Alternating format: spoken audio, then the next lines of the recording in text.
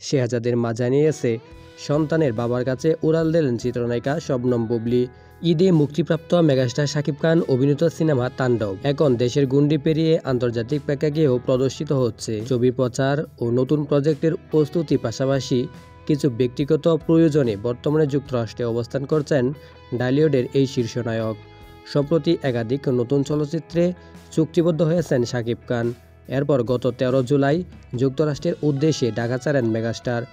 এর সপ্তাহ 2 পর ছেলে শেহজাদ খান বীরকে নিয়ে জানা গেছে গত বৃহস্পতিবার যুক্তরাষ্ট্রে রওনা হন তারা। শোনা যাচ্ছে কয়েক সপ্তাহ সেখানে অবস্থান করবেন বুবলী ও তার সন্তান।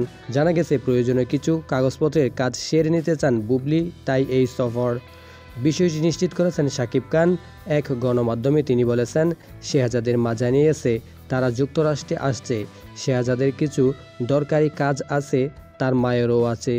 যেহেতু আমি এখন এখানে, বাবা ছেলে মিলে কিছুটা সময় একসঙ্গে কাটাতে পারবো। সময় তো কাজের ব্যস্ততায় সন্তানদের সময় দেওয়া হয় না।